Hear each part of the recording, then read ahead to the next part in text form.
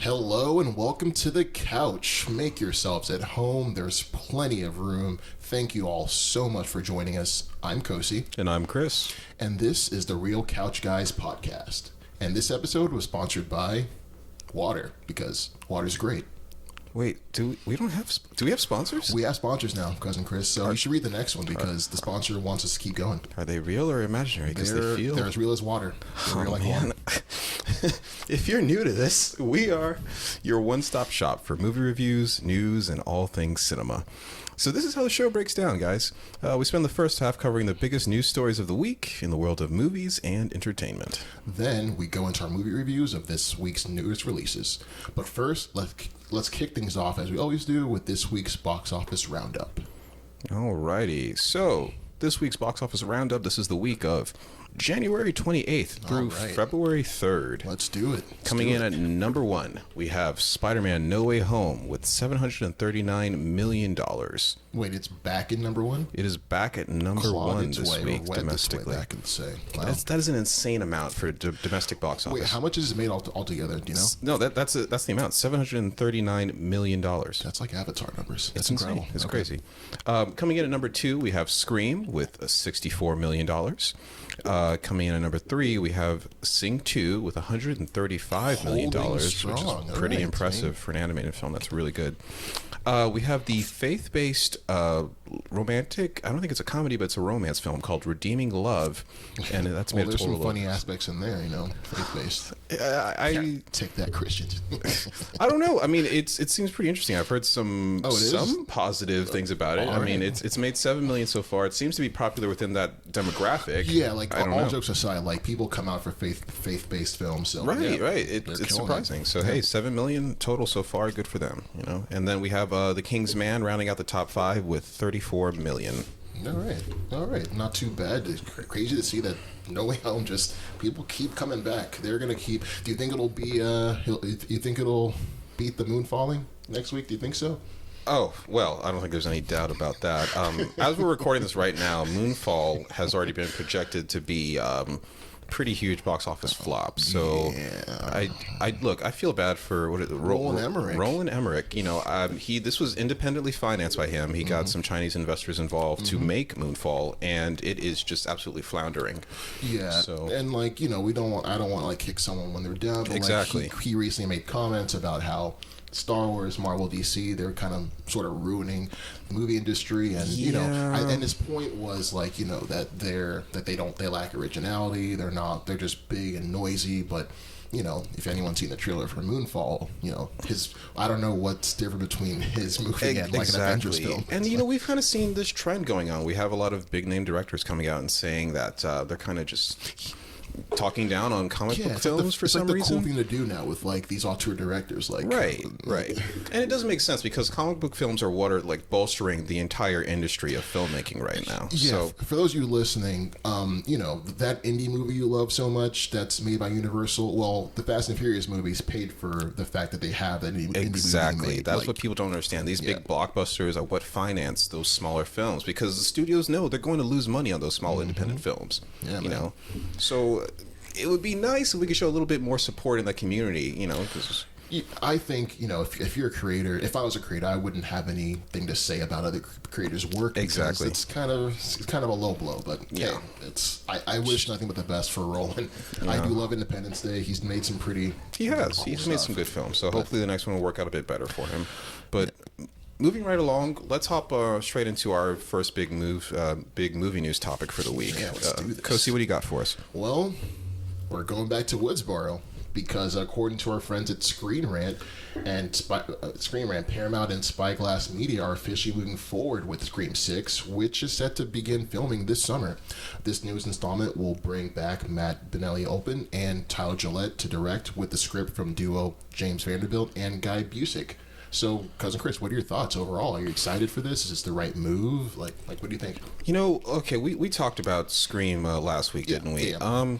It was a good film. I'm not actually that tuned into the franchise. I haven't seen I vaguely remember seeing the first two. I don't remember the ones in between those. Right. But Scream 5 was a good film. Yeah. It was good. It really kept me engaged. I didn't know all the characters' backstories, but I still could understand where they were coming from. I sympathized with them. It was fun. It was exciting to kind of unravel the mystery behind it, figure out who the killers are. So if they want to do another one, I'm on board. I think I'm going to give it a chance and check it out. So, like, even going by, again, a person that wasn't really into it, you'd want to see a continuation with these characters because they left a lot of room open at the end of Scream 5 to do this. And that's the surprising thing, right? Like, we had some very thrilling kills in the last one, right? But a lot of characters survive. Yeah. A lot of characters do survive, and it's kind of it'll be interesting to see where they go with that. Like, how are we going to set this up with new killers? What's their backstory going to be? Yeah. The internet has been going rampant. Some people are calling to bring back Stu Macher, played by Matthew Lillard, who's Shaggy for all you know. I said in the last episode how there's plans with Scream 3, so they could bring him back and maybe repurpose the canned Scream 3 plot. Also, there is the character that played Kirby, Hayden Panettiere. There's also fans are asking to bring her character back. So I think it's cool that, like, if you were ever a character in this series, there's some kind of avenue for you to return. There's hope for you. There's hope for you to return. And I wasn't on board originally, but after seeing that last one, I'm going to give it a shot. And it seems like audiences will too, right? Because as we said last week, the last one made more in its opening weekend than Scream 4 did in its entire run. Yeah, I think as of this recording, Scream is well over the $110 million mark. Is it really internationally? Let me just do a quick check because that would be fascinating. Yeah, because last I checked, its box office was that of. Let me see here. And that's what a lot of people don't realize about film is that you tell studios you want more of something by going out and paying for it, like getting those box office numbers up. So it's certainly earned a sequel by Hollywood standards, and I can't wait to see what they do with it. So right now it's at $108 million. $108 million. That's really good. Yeah. Especially, I don't think. Do we have any info on the budget? Because I know these things are made pretty cheap. Scream. But either way, I'm sure they're really happy with the money they made off that. Oh, yeah. And then this Radio Silence. Radio Silence, if you guys don't know, is the team with composed of Gillette and Open. They did Ready or Not from 2019. Which Ready or Not was so good. Fantastic.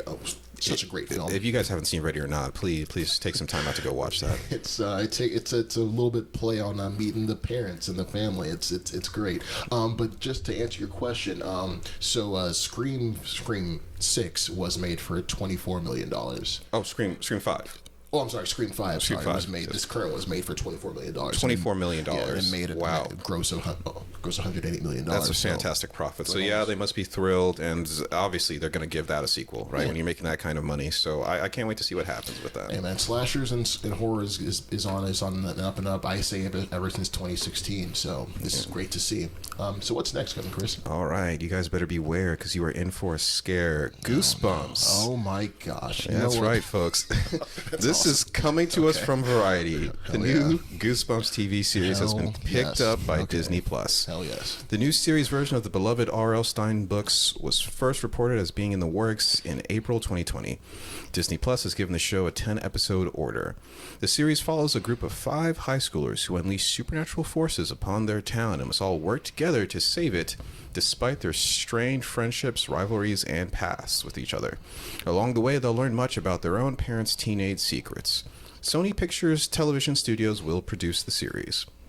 So, Kosi, what do you think about this? Are you excited for Goosebumps? Oh, yeah. I'm a huge fan of Goosebumps. I've been reading the book since I was a kid. The Mask one is I love the Mask one. That was really good. It's burned into my skull along with Slappy, the killer doll. They're all steered into every kid's memory. I think that one and the Scary Stories to Tell in the Dark were two of the most checked out books when I was coming up. So it's cool to see it having this resurgence. And I personally loved the Goosebumps remake movie that came out with Jack Black. I actually loved that movie. It was a really great blend of family comedy with little scares, and I appreciate it because it kind of had the spirit of it. Maybe not have been a great overall I felt mixed about that because I kind of wanted it to grow with its audience. I remember those being huge when I was a kid in the 90s and everything, and I kind of wish they would have lent leaned a bit more heavily into the scares and made it a bit more horror and grown up.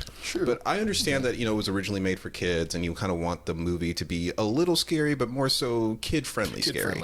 And to pair it back on what you said, that's where R.L. Stine, who wrote that, that's where he was able to, with Goosebumps, he wasn't able to like go all in. That's when he went and wrote the Fear Street series. Okay. So R.L. Stine wrote both Goosebumps and Fear Street. And I think what's going to happen with this Goosebumps TV series is they might take more of a page out of what Fear Street did on Netflix. Fear Street had a great 3-part Netflix mini movie. I still need to watch that. I heard it was really good. I highly recommend it for horror lovers of all kinds. I think they're going to take from there and have it be, going to focus on an older group of kids, their dynamics. I like this. It sounds like a mix between like the team dynamic of Stranger Things with Fear Street kind of mixed in together. So, I think this will be more of like a TV-14. I think people will be in danger. People might get like injured, but I don't think it'll be like Fear Street level, because Fear Street was like hyper violent, hyper just like in your face. It's almost an homage to like the old like slashers like Friday the 13th.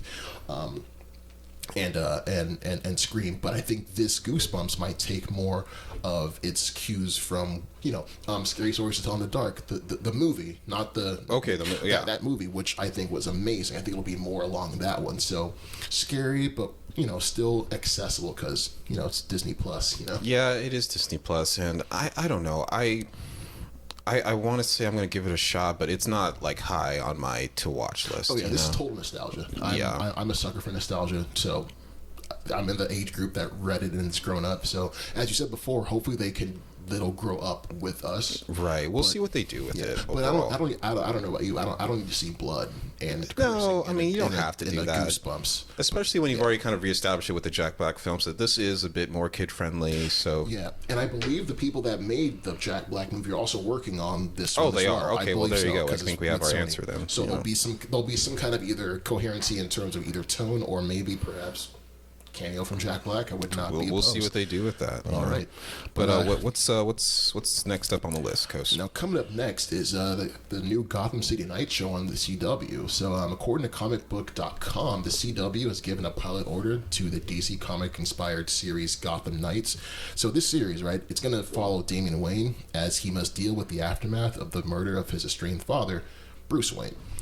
He's then forced to team up with the children of other villains from Batman's Colorful Rogues Gallery when they're all framed for the Caped Crusader's murder. As a band of misfits fight to clear their names, with Gotham continuing to descend into the most dangerous it's ever been, they must be the city's last hope. Yeah, so what do you think? Oh, gosh. Look, I was a bit confused by this story because Gotham Knights, in case you guys aren't aware, Gotham Knights is actually a really big video game that's coming out soon. There's been a lot of trailers for it released already, and it seems like the show is taking some cues for the game, but it's a bit different because, let me just read the synopsis of the game real quick. The game story takes place in a period of decline for Gotham City after Batman's apparent death. Players take control of the Dark Knight's former partners, Nightwing, Batgirl, Robin, and Red Hood, who have gone their separate ways, but must work together once more to restore justice to Gotham and prevent it from descending into chaos. So, obviously the show is kind of going a different direction from the game, even though they're kind of announced it along the same time as the game. It's kind of a weird take for that. It's kind of weird to me in that regard. But then also this idea of Damian Wayne working with villains, with the children of villains. Yeah. Look, for those of you who don't know, Damian Wayne, he was raised... One of Batman's arch nemesis by a madman is Ra's al Ghul. Just say it, yeah. He's a criminal mastermind, right? And Batman so happens to have a son with this individual's daughter. Talia, and Damian is raised by the League of Shadows. He is raised to be an assassin. He kills his enemies. He does not show mercy on them. And a lot of his character arc is Batman trying to train him like, no, we don't kill. We follow the law. We try to give people a second chance at life once they are incarcerated. And so this idea of Damian working with the children of villains is odd for me because under normal circumstances, he would probably just kill them and go about his business.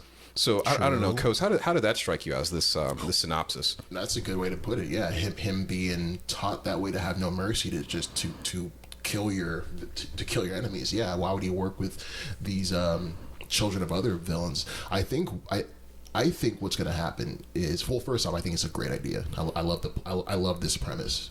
It's almost like he's on the run. Like we're all on the run. We're all, because they're also being framed for the murder as well. So I think that dynamic of like him having to come back, probably didn't have the best relationship with his dad.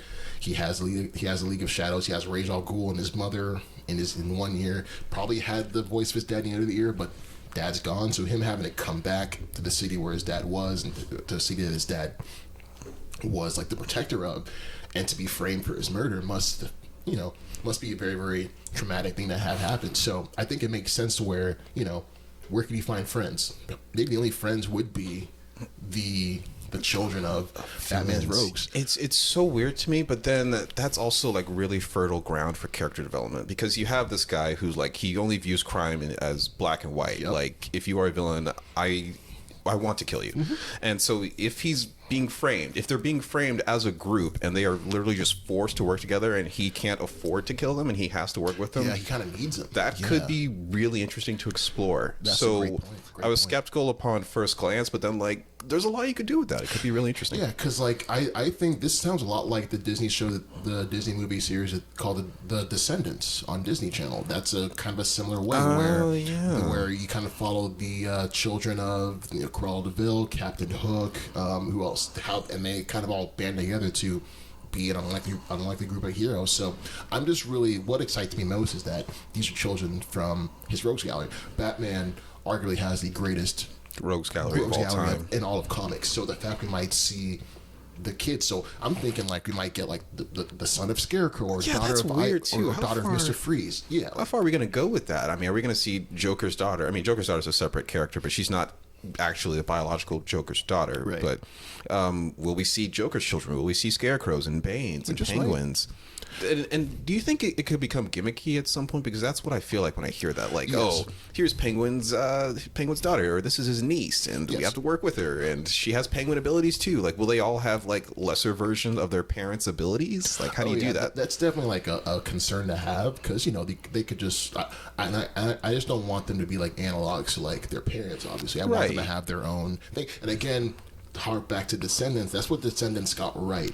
You have like Cruella de Vil's son, and for example, like he wasn't cool with the fact that his mom like wanted to do that to puppies. He kind of wanted to be on his own. So I think having like a Scarecrow daughter, like maybe she doesn't want to follow his footsteps. So I think there's like room to have like all kinds of storytelling things to do here in terms of like, maybe they don't want to be their parents, and this is why they're banding together. What if Damian doesn't want to be like Bruce, and maybe this is a way to separate himself? There's just a lot of like fertile ground to do this. I trust. That's actually a great point, though, because I presumed that when we said they're the children of villains, that they themselves are evil, but that might not be the case at all, right? Maybe they do have some abilities, but they're trying to use them for good, and they just happen to get framed. Yeah, and maybe this is their time to shine. So who knows? I'm looking forward to it. I trust Greg Berlanti. He's behind the Flash, the whole CW verse. This guy has been on top of it since Smallville, even. So I trust him. I'm really looking forward to the game, especially even more so than the show. I mean, I'm going to watch the show. I'm going to give it a chance, even though CW. The game is supposed to come out later this year. Hopefully, they haven't moved it back yet, because there's been some major moves lately. But yeah, I can't wait to play it. I'm going to give the show a chance. And you said it's on where again? It is on the CW. CW. Okay. Yeah. Yeah, I'll check it out. Yeah. All right, so what's next? All right, so next up, we have Mortal Kombat 2. The sequel has been announced, and this is coming to us from Deadline. New Line is getting back into a fighting stance on a sequel to Mortal Kombat, the action-adventure film based on the blockbuster video game franchise created by Ed Boon and John Tobias. Mortal Kombat was released simultaneously in theaters and HBO Max in April of 2021 during the pandemic, opening at number 1 at the box office and ranking among the top feature titles on HBO Max since the platform launched. Jeremy Slater has been hired to write the sequel. Slater was head writer on the Marvel/Disney Plus series Moon Knight, and his recent credits include scripting the Netflix film Uprising, scripting the upcoming adaptation of Stephen King's The Tommyknockers for Universal, developing The Umbrella Academy for Netflix, and creating and co-show running The Exorcist on Fox. So, Kos, big question is, are you excited for Mortal Kombat 2? Well, obviously, I'm a huge fan of Mortal Kombat. Look, I actually didn't love, but liked the Mortal Kombat 2021 movie.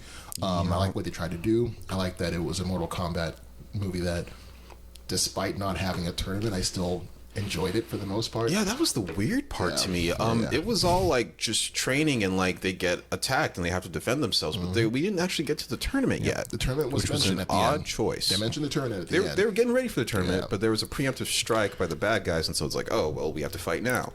Yeah, and or they ran out of money, one of the two. But I liked it, and I'm actually curious to see what they'll do because of the fact of just the world they built, the characters they had, and I think now they're gonna. You have to have Johnny Cage. I think I had to address the Johnny Cage side. That's room, true. But that was. I think now you might, in terms of characters that we can bring in and have that, he's definitely a fan favorite. I wish we got him in the first one. Yep. But again, having Johnny Cage in the second one does not make or break the movie. It could still be horrible. I just would like to see him. But in terms of what they could do, I hope we, get the tournament. I hope we get finally, and have like have it feel like Enter the Dragon. That's have that kind of feel, but mixed with the Mortal Kombat trimmings. Yeah, I think they made some unique decisions with the first film, right? I mean, instead of kind of being grounded, they went all magical, as in all of the characters had I don't remember what they called Arcana.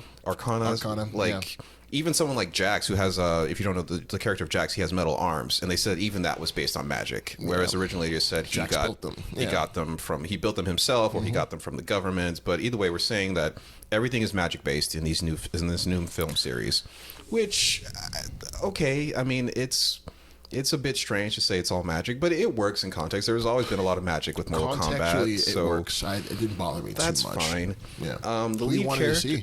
I would have wanted to see like some of it's magic, but some of it's grounded, like someone like Jax or someone like Kano, who has a laser eye. Like, there's no reason that we couldn't just say like that's technology based. Okay, so but you wanted to follow like a Jax or Kano. I wanted to be just a little bit more grounded, a little bit more based. You don't care who it's about, just bring it down to earth a little bit. Yeah, like if we say like it's all magic, I mean that's fine. That's okay. But anyway, I know there was some, I don't want to say backlash, but some people were kind of off about the lead character. What was his name? Cole Young. Yeah, he was a struggling MMA fighter. Which is not a. It's a cool premise. The setup. I like the setup for Cole. I liked it. I liked it. I don't know. What was your approach to him? Because I think people felt like he was kind of, I don't want to say weak, but the thing with Cole, like you just didn't like him. Just for me, I just didn't like him. I really couldn't get really endured to him. His whole arc was figuring out like the mystery behind his family's lineage, right? And we find out that he is the long descendant of Hanzo Asachi, aka Scorpion, which is really cool. A really cool reveal, and I like how they did that. But just as a character, he's supposed to be the audience avatar. We're him. He's supposed to be us walking through this strange world, and I just didn't get that from him. We got that from Kano for sure. That's the funny thing about this movie, right? Because Kano is hilarious throughout it. He kind of carries, even though he's like a really scummy villain, and we see how far he's willing to go to get his way as the film progresses. But he was hilarious. Yeah, and that's again, I think that's another thing that the first one was lacking, which I hope the second one makes up for. This Mortal Kombat's fun. It's supposed to be fun. It's supposed to be. It's ridiculous. You're not going there for like the intellectual depth. You're going there to see like some really cool fatalities, which we got. Some of those look really cool on screen, and it's just a fun time. Yeah, and it's a fun time. And that's what it's supposed to be. I think this one, it kind of took itself a little bit too seriously. Really? That's in my opinion. Like I don't think it didn't have the same tongue in cheek that the 95 version had. The 95 version knew it was dumb, but it was like, hey, come with us for this dumb ride, and you had characters that you liked. It kind of understood what it was. I think Mortal Kombat 2021, as much as I loved some points, it kind of suffered from identity issues. It wasn't sure, like, oh, does it want to be this really grounded, like, gritty fight movie? Or does it want to be this fantastical, almost like Marvel-esque movie? Like, it kind of was having trouble, like, deciding what it wanted to do. And that's what I'm hoping with a writer like Slater, who's coming, hopefully, well, we haven't seen it, but Moon Knight looks awesome, but we've all seen, I know I've seen Umbrella Academy, and I love what he's done on there. I hope he brings, because he's a new writer on this, I hope he brings that aspect of like a fun, because Umbrella Academy was both fun, but also you always understood the stakes and just the severity of whatever situation it was. So that's what I want in a MK movie. That is so interesting to me, because I actually like the fact that it was a bit more grounded, and that's actually why the magic kind of took me out of it, because it's like, okay, we're seeing that this is mostly taking place in the real world. Not everything has to be magic. You can say it's mixed with technology and magic. So I found that interesting that that was one of the reasons you did enjoy the film as much. You kind of wanted that kind of tongue-in-cheek stuff from the 90s, whereas I was like, okay, this is good. They're playing it straight. So that, okay. Because it is a video game movie at the end of the day. Not to say you should think of it as stupid, but like there should be fun, and it didn't feel all that fun. That's fair for the most part. Because I think we got most of the fun from Kano and just his sense of humor and his kind of ridiculousness. Yeah, I wanted more of that, but hey, I have all the faith that Germany could come in and knock it out of the park. And I like the fact that the team and Warner Brothers believes in this property, not to just let it die. They're like, let's run it back. Let's see what we can do. So yeah, I was so surprised by its performance in the box office as well as on HBO Max. So I'm really happy that's doing well, because a lot of people, they didn't have faith in this project. No. Like, wasn't it like first time director, first time director, first time screenwriter as well. Yeah, but they for what they did, I think they did a fine job. They did. Like, they delivered on the promise of Mortal Kombat, even though they didn't give us the tournament, but we got some really cool fight sequences and some action pieces that were great. So, no complaints from me. Yeah, I'm looking forward to it. Definitely. So, Kos, what is the next news story? Well, Cousin Chris, it looks like we're going to get 50 Shades of the Spider-Verse, because according to Variety, Dakota Johnson is in final negotiations to play, wait for it, Madam Web in a new interesting Sony choice. movie. Look, hey, I think I may be laughing, but this might be something special, because this will be Sony's first modern comic book adaptation to feature a female in the title role. And it's 20 years of making these movies. Shocking they haven't done that yet, but all right. Come on, Sony. Anyway, insiders close to the project stressed that Johnson's deal is not yet closed, but confirmed she's in talks to secure the role. That's Hollywood speak for homegirls. Just needs to sign a couple things down the line and get extra stuff planned out. But it's pretty confirmed that she's in it. Marvel alum S.J. Clarkson, known for her work on Netflix's Marvel series Jessica Jones and The Defenders, will direct, with a script and screenplay by Matt Sazama and Burke Sharpless, the duo behind the upcoming Morbius. So, Chris, is this a slam dunk, or should we keep those blindfolds on? You know what? It's definitely an interesting casting choice, because traditionally, if you guys don't know who Madam Web is, she is usually depicted as an older woman who is in fact blind. She is a clairvoyant and a precognitive mutant who was first shown in the comic books to help Spider-Man find a kidnap victim. So for them to kind of cast someone who is a bit younger and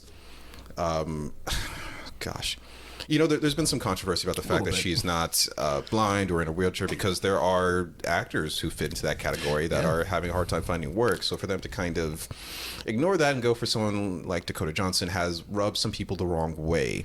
Yes. But as far as this story goes, Dakota Johnson, she's a fantastic actress. She really does have the skill to bring this character to life, and I'm willing to give her a chance. I don't know. What do you think, Kos? Look, like, I understand. Well, first, to address the controversy, actually, I want to address first, you know, there's not a lot of representation anyway for people that are blind or paralyzed in Hollywood. So I do understand, you know, the outrage from people that, you know, wanted to, you know, see themselves on screen. I'm always an advocate for that. But I think in this case, what Sony's trying to do is they want to tell us the story of the woman that became Madam Web. Kind of sort of how, you know, they gave us Aunt May, they aged her down because it kind of fit within whatever story they're telling.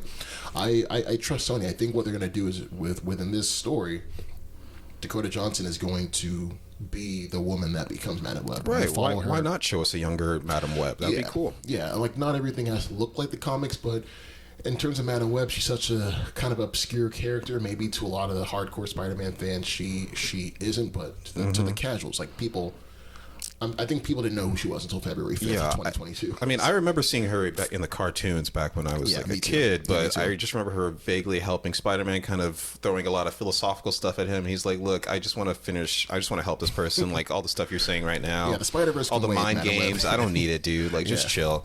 So I'm kind of really interested to see, like, because traditionally Madam Web, she's not throwing punches, she's not fighting people. No, she's basically Peter's gateway into the Spider-Verse. The Spider-Verse is more a real of a mentor, right? So how do you stress that out into a film, and how does it tie in, more importantly, to Enter the Spider-Verse, which is coming up? Was it next year? Actually, no, this year, October. October. Enter the Spider-Verse? Is it coming out this year? Yeah, no, Across the Spider-Verse. Across the Spider-Verse. Excuse me. It comes out this October, actually. I think it'll have a little bit of tie-in, but I think what this is going to do is, coming off of No Way Home, we're all introduced to the fact that there is a multiverse and there are multiple Spider-Men. I think now that Peter doesn't have that, attachment of having Doctor Strange show him, Madam Web can now come in and be like, hey, oh, you think Peter, she'll take on that mentor role? I think role? she'll come in and be like, because she's a steward of, and she's a keeper of the Spider-Verse. She looks after it. She's there to make sure that everything is intact within it. And to get an actress like Dakota Johnson, like she's great. Loved her in Suspiria. I loved her also in Bad Times at El Royale. That's the other one I forgot she was in. She was amazing. She's an amazing actress. So I think she can really bring those skills. Obviously, 50 Shades of Grey, right? And she's kind of in an odd position with that, right? Because that's what people know her from. Yeah. And we've already seen the puns online. We've already seen people kind of making mock-ups, because there is there's a 50 Shades poster of her like blindfolded with I think the blindfold is even red, and that kind of like ties into Madam Web. She usually has the kind of the red blindfold as well, so I'm sure someone's going to kind of Photoshop those two into a single poster. That Sony casting director knew what he or she was doing when they did that. Like, they were able to get both a talented actress, but maybe a little tongue in cheek, poking fun there. But no, I'm excited for this. I haven't seen Morbius. The trailers did look cool. I'm excited, even though they've removed it like 6 times. So we should have come out like 2 years ago, like literally. But I'm excited because just see what those guys who did the screenplay could bring, and also what S.J. Clarkson, again, who has just been a journeywoman in Marvel, either from across the Netflix shows, to have this be like her. This is like her big chance. It's like her first big movie, S.J. Clarkson. So I'm really excited for just not only the person in front, Dakota Johnson, but the people behind the camera. They're gonna help just bring this all together. So looking forward to it. So what's up next? All right, next up, we have the release of the Halo trailer. So this is coming to us from CNET. The first full trailer for the Halo TV series exploded onto our screens January 30th, and Master Chief, played by Pablo Schreiber, who you may recognize from Orange is the New Black and American Gods, finally looks set to complete his longest, most difficult mission of all, leaping from an Xbox hit video game to a live-action TV show. Good luck, Chief. Set in the 26th century, Halo sees a brilliant scientist, played by Natasha McElhone, genetically engineer super soldiers known as Spartans to fight an alien menace called the Covenant. In anticipation of the show, 343, the studio behind the game franchise, explained that the series would have its own version of the Halo continuity, dubbed the Silver Timeline, making it distinct from the backstory familiar to fans, while still borrowing important and cool stuff from the lore of the games, novels, and other spin-offs. So, Kos, I know you're not a huge fan of the Halo series. I know, but you played some of the games. Yeah, a little bit. Are you going to give this show a chance? Because based on this trailer, look, I love the trailer. Let me just say, I thought that it looked great. I know there's some controversy about Cortana, because while she is played by the same voice actress as from the games. Oh, cool. They made her skin. They gave her normal skin as opposed to the iconic glowing blue skin that Cortana is known for. She doesn't look like that. Yeah. So okay. How do you feel about that? Just from the trailer alone, I thought it looked really cool. It looked great. It looked like a big budget. Right. No, Halo, it had the right like budget the for money's this. behind it. So I'm proud of Paramount for just showing the money out. The idea of having a different timeline, I actually like that idea. The 2009 Star Trek movie that J.J. Abrams did, that one was set in a completely different timeline and was able to tell its own stories and have its own arcs in a timeline that didn't really mess with or have any interactions with other timelines. So I kind of like this idea of having their own timeline to tell this story, because you know what happens with adaptations, especially for something that's as beloved as Halo. Right. It has its own lore, has its own mythology. People know this. People have been playing this game for 20 years. So, you know, in a way to not really like rock the boat too much, I kind of understand why they would do this, and I like it. It allows them to tell new stuff. And don't just make Halo the game, the show. Make a Halo TV show. And you know, that's kind of an issue that comes up across a lot of media. Like we were talking about the animated movie version of Injustice, the video game. Oh yeah. And a lot of people were upset that it just kind of went in a slightly different direction from the established lore. A little bit. And I think it's great when they do that. Like, I don't need to see a shot-for-shot remake of a comic book or a video game, because I already have the comic book. I have the video game. I would love to see some surprises in there. I don't need shot-for-shot remakes. But at the same time, it should still be recognizable to not only a fan, but maybe even a casual like myself. Like, that's why your point about Cortana, I didn't know that she was supposed to be blue. She just looked like an AI to me. Right. Whether or not that's a deal breaker for some people, I don't want to say it should or should not. But I think to me, it just being a casual, like, it kind of all worked. I understand that. Okay, this is Master Chief. Just a covenant. It's what they got to do. They're Spartans. They're part of this whole government organization to make super soldiers. Like they conveyed that all in the trailer, and you know, I think it looked pretty cool. To me, it looked like Halo. Like nothing in that trailer to me said that this isn't Halo. And also it just kind of makes more sense from a logical point of view. Like if we can make her look like she has human skin, why would we make her blue? Like if our technology is there, it makes no sense for us to make a human, like figure look blue. And I think I think they can just say it's like, oh, but this is the silver timeline. This is a different timeline. Exactly. So it's still Cortana, but you know, we have multiverses, we have different alternate realities, like, you know. Right, so it's the lore, but I mean, we're going to have some surprises for you, and that's awesome. That's a really cool way to do it. Yeah, I think as fans, you shouldn't be too beholden and too attached to just what the source material is. In the same way that, a new adaptation doesn't get rid of the original source material that you love. It's just a new addition to the family. Like, exactly. Yeah, I kind of liken it to like a newborn baby, but almost like how weird is it that you like to see a baby and just get mad at it and yell. What? Sorry, that took me out for a minute there. Yes. How often are you going to hate that baby? Are you really going to hate that baby? This new Halo show is a newborn baby, and we shouldn't just be screaming at it because it's new and not like the others. Like, we should give it a chance. You cannot punch that baby in the face. Don't do it. Well, some people will. Some people will. But we don't do that here. We don't do that. It's a family show. Family show? But yeah, I'm really excited for Halo. I'm really excited for just like Paramount Plus. Paramount Plus really, remember when they first showed up, they just had Dora, the Explorer. They had I don't know what is on Paramount Plus. I don't even know. I literally only got Paramount Plus to watch Ned's Declassified School Survival Guide. Classic. It's a great show from my youth. Oh wait, don't they have Yellowstone? Isn't Yellowstone is huge right now? So if they have Yellowstone, that's also legit. 1883 is also on there, which is it's pretty cool. Yellowstone is like a modern show about people trying to defend their plot of land in Yellowstone area. 1883 is about their ancestors and the origin story of the whole area, and it's equally incredible. I've been wanting to watch Yellowstone because I've heard nothing but amazing things. I just haven't gotten around to it yet. We should put it on the list to watch, but if y'all don't have Paramount Plus, just get it now for Halo, but once you get it, you can check out other stuff, including, once again, Ned's Declassified School Survival Guide. It's what you need. It's good for the soul. But all right, so guys, if you're listening to this, give that baby a chance. Don't punch it in the face. I can't wait to see Halo. I can't wait to see what they have in store for us. Man. And with that down and out the way, let's hop into the next story. Coast, what have you got for us? Well, looks like Netflix has the power. This is coming to us from IGN, who report that after years of uncertainty, a new live-action Masters of the Universe movie is on the way at Netflix, with Kyle Allen, who we saw in last year's West Side Story, playing the titular role of He-Man. This, of course, will be separate from Kevin Smith's cartoon series. It's also on the streamer in its second season. Definitely check it out. It's great.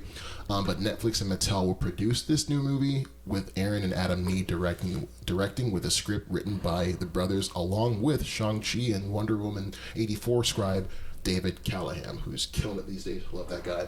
So the official synopsis from Netflix describes how an orphan named Adam discovers that he is a prince destined to be the savior of a faraway land, and must quickly learn of his power and the importance of saving his true home from an evil force. So, once again, Cousin Chris, does this have the power? You know what? I think it does. I'm going to give it a chance and hope that it does. Right. Because I watched the Kevin Smith cartoon, and there was a lot of controversy about it. People felt like it was too woke, that he was putting the female characters in the lead over He-Man. Really knowing how much of a controversy that was. And if you actually sit down and watch the series, I think it's good. I mean, it's not gonna blow your mind or anything, but it's a fun time. It's a nice little series, a good continuation of the '80s cartoon, by the way. So it kind of picks up the pieces. And so Netflix giving this the live action treatment, I would kind of prefer this to be in theaters, honestly. And that's not to knock Netflix. It's just, I would love to see this on the big screen. So hopefully the budget is still there. Hopefully it's still a great story. It looks like it's going to be a really interesting origin story. True. I don't know. I think Netflix has proven in recent years that they can make it feel like big budget. They can. I always cite Michael Bay's Six Underground. That was a huge like big blockbuster movie that was on Netflix. And it didn't feel small. Like, it felt big. It felt like it was important. I think with this one, like a person I listen to all the time, Christian Harloff, who actually worked on that's right, he did work on an early version of it. He always likened it, he was described it as Lord of the Rings meets Star Wars, which, cool concept, such a great concept. And the fact that, like, I think now these creators are seeing what they can do now in terms of like special effects, in terms of like getting just great writers and directors.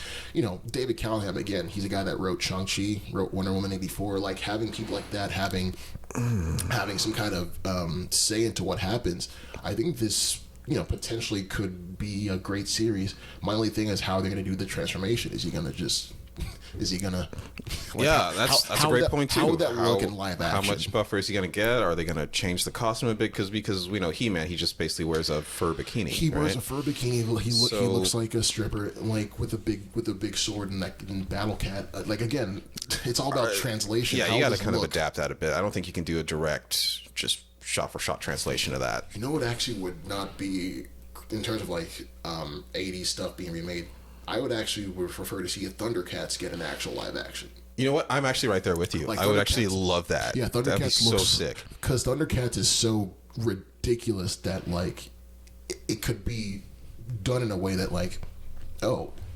this could be, they could be onto something with Thundercats. I think the thing with Thundercats, there's been so many animated adaptations that just didn't really work out. I think Cartoon Network had like 2 or 3 that they only had like 1 or 2 seasons before they kind of flopped. They change the animation for one of them? One of them had the really bizarre animation style from. It almost didn't look like. I didn't know what it was. Okay. Yeah. People compared it to something drawn by mentally challenged children. It looked like Gravity Falls. Something looked like. Well, I think not even as good as Gravity Falls. It looked a bit weirder than that. People were saying that. My gosh. Which that's. I don't think that's fair. I'm not going to speak about animation. I don't know animation like that. But basically, Thundercats hasn't been as well received, so I don't think we'll be seeing a live adaptation anytime soon. Who knows? But as far as Masters of the Universe goes, I'm excited to see this. The only thing that gives me pause in this story is the fact that we have the writer from Wonder Woman 1984. Look, that film, in my humble opinion, was a bit of a mess story-wise. I really felt like it was all over the place with the wishing stone concept.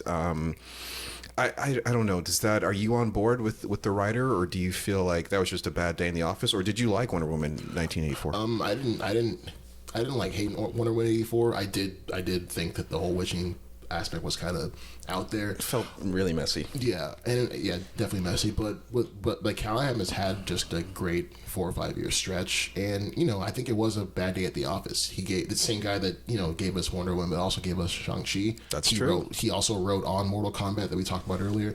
So this guy, I think a lot of the times as fans, if if one person has like a bad day at the office, it's really easy for people. I've done this myself to just paint them in that corner. This is you. This is all you can do. This That is what very you're true. about. We do that as fans. Yeah. But I think it's a case by case basis. Like this guy has had a stinker with Wonder Woman, but had knocked out the park with Shang-Chi. So that gave me a little bit of pause, but I'm still very, very hopeful in Callahan's work on this series. So definitely still looking forward to it. Wish it was in theaters, like you said, but if it's still on Netflix, I'll still check it out. Yeah, I mean, hey, no one bats 100. No one's at like the top of their game every single time. Yeah.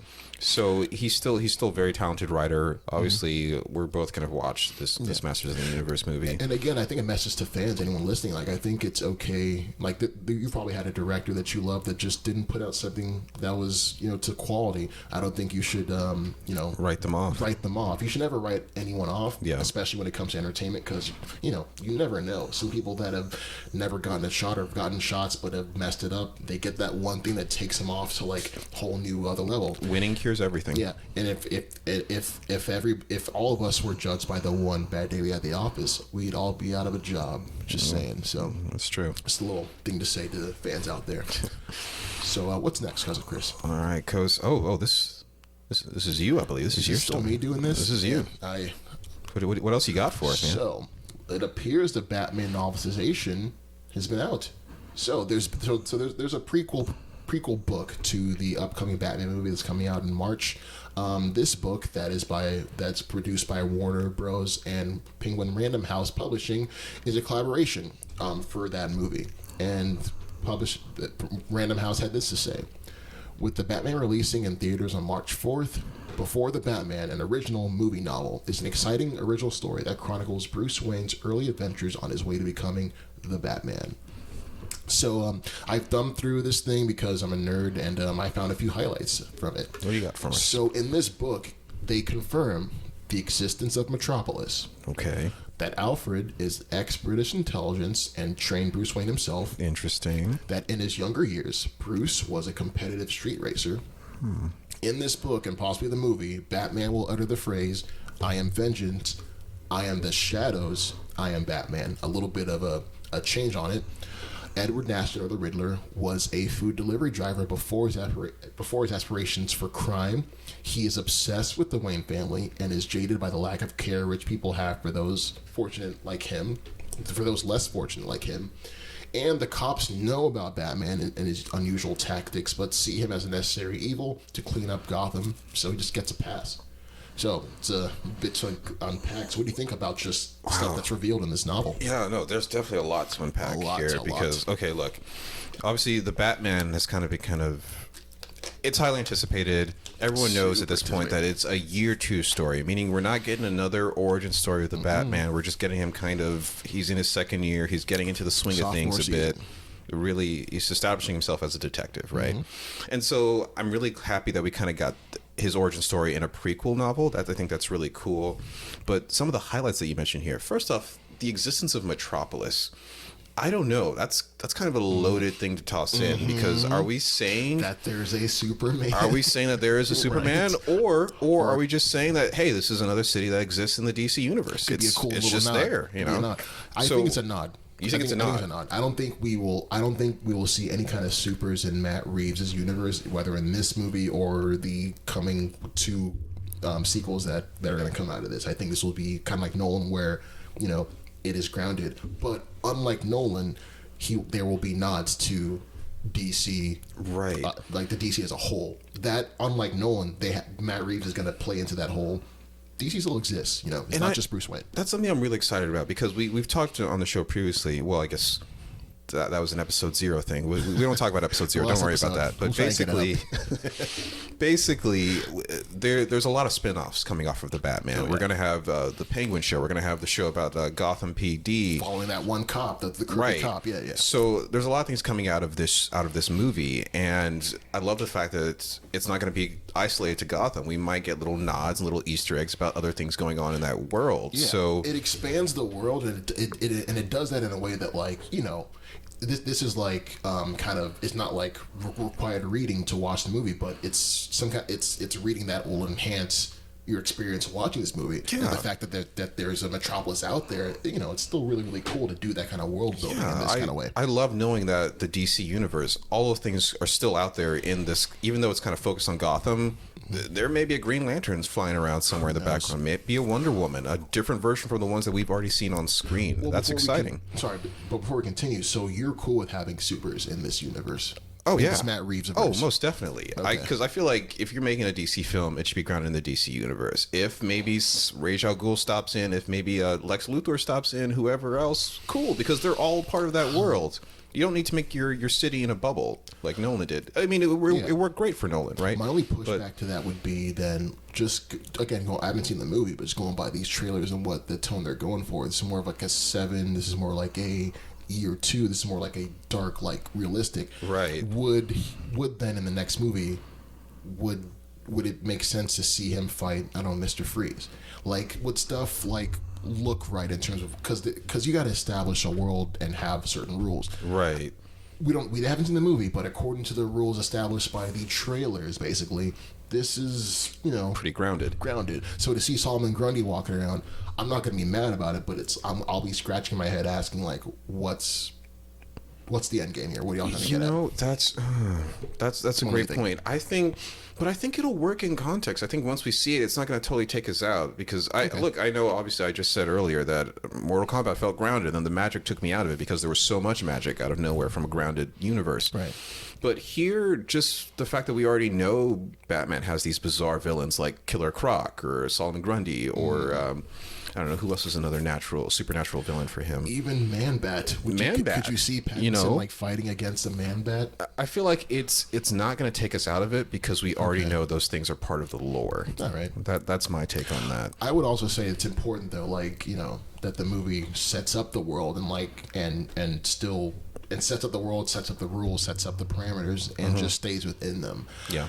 If in this they set up that, hey, some people can get powers. Right. I'd be cool with it. But again, just from what I've seen, just look at Riddler. He's more like a Zodiac killer. Everything looks very grounded, very real world. Yeah. I just hope they be careful with stuff they introduce. Right. Don't take it too far too soon and kind of just leave us behind. Right. Exactly. Yeah, that's fair. That's absolutely fair. How about this other stuff? How about let's go straight down the list. I mean, Alfred as expert intelligence. I think we've already seen that kind of in the show. I don't know if it's on HBO. But Pennyworth. Yes.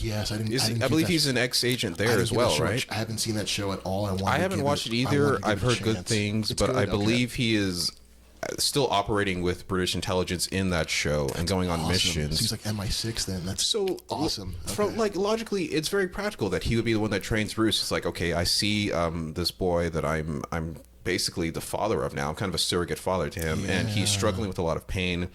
I can help him channel that with kind of martial arts training and things like that. Yes. It makes sense. And in this one, because we all know Bruce's origin, he went around the world, learning from all. But the fact that this year 2 Batman, there's still room for him to go around the world, but his base is I'm wondering what kind of fighting style he'll be. We've seen from the trailer he's a lot of boxing, a lot of using weapons against people. A really awesome shot in this one, the last 10 seconds of the Bat in the Hat, the Bat in the Cat trailer. There's the last second where he's fighting some men, and he, without shooting them, he takes their gun, hits them, and uses the gun against them in a non-lethal way. That's probably what he learned from Alfred. So to see how that British intelligence training will show out in how Pattinson goes out and fights, I'm really excited about that. Yeah, and that leads to another question. Do we think he'll be getting all of his training from Alfred, or is he eventually going to start there? It's like, okay, I'm helping you channel your rage to something constructive, and then he's like, okay, well, thank you for this, but I also want to travel the world and learn more. Oh, yeah. A misconception is, well, first off, yes, I think he's going to do that, and I think this is just the basis, that this, whatever training he got from Alfred is what helped him get through years 1 and 2. Right. I think later on, as a film series progresses, we'll see him get training elsewhere. I think what Chris Nolan and David Goyer did so great in Batman Begins was that really wasn't in the mythology before. Batman was not trained by League of Shadows. That was something that Nolan and Goyer made for Begins, and kind of became the template for how Batman his origin goes, and it was a brilliant decision. It worked really well, so well that they took it with Doctor Strange's screenplay when they did that 4, 5, 6 years later. But yeah, I think that idea of him being like a world traveled, having that world training will definitely come in. There's why not have both? But I think for right now, his origin and his beginning, his base is going to be Alfred. Yeah, how about him being part of the Fast family? Okay, yeah, this one, the fact that in his younger years, Bruce was a competitive street racer. This is the strangest thing on the list to me. I love it. And I really think it's just going to be kind of a background origin story for the Batmobile, like how he builds it, because I know he kind of does it in a very unique way in this film. Very DIY. Yeah, Batmobile. And so, competitive street. I'm not against it. It just seems a little odd to me that this is what he does with his spare time. Yeah, I've seen before in other movies where they have how can we establish that character A has a skill? So they say oh, character A did boxing. Oh, character A was a street racer. So I've seen it before, and to see them kind of fit that in with Batman, I think it's cool. It just makes him feel more relatable. What would a rich kid with parents who probably aren't there a lot do with his free time? Yeah, I mean, with your parents are gone, and you're kind of rebelling and lashing out, right? Yeah, so you get into street racing. That's maybe fair. Alfred even helped them build the car. It's a lot of stuff that maybe not, it might not be in the movie, but this novelization gave us extra context going in to say, I know that about you, and in your younger years, you're able to do this cool stuff. That's why in the trailers, he's whipping that car around, doing all these crazy maneuvers. Honestly, it explains that. Right. The fact that we're getting this little tidbit means that we're going to get some really great shots with the new Batmobile. Yeah. We're gonna see him build it naturally, and then we're going to see him really utilize it in unique ways, maybe that we haven't seen previous Batman. You know what I want this to do? Sorry to interrupt. No, go ahead. I want the Batmobile when he's driving it to be an extension of him. When he hits, so basically when he rams a car, you're being hit by Batman ramming his car into your car. Right, so that first trailer looked amazing. Great shot. Knock people out, kind of like in John Wick 2. John Wick used a car to fight people. He was knocking people out with bumpers, hitting people. I want that Batmobile to almost be, again, an extension of Batman, the character, because it is, and we haven't really seen that a lot in all the Batman iterations. Have that kind of relationship to have Batman's here, but also this mobile I'm in is another part of my arsenal. Yeah, because I mean, when you look at the Nolan films, he got his Batmobile was essentially a tank that he got from. Was awesome. It was awesome. Basically, he got it from the Wayne Enterprises R&D department, right? He didn't build that on his own. It wasn't his original concept. So for this Bruce to have such a personal connection with his car that he's building from scratch. And I don't know what kind of gadgets it's going to have, but it'll probably be really cool. So that's exciting to see. I like it. It's exciting to see. Okay, well, the next one here. The Batman utters the phrase, "I am vengeance, I am shadows, I am the Batman."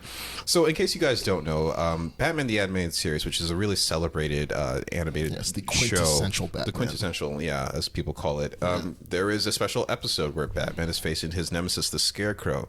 And the Scarecrow is trying to make him doubt himself and what he's doing to fight crime. And he's hanging onto a blimp, and he says, he breaks through this fear gas that Scarecrow has used on him, but he says, "No, I know who I am. I am vengeance. I am the Knight. I am Batman." Kevin Conroy just killing him, man. And it's this really iconic scene that people say is their favorite of the entire show.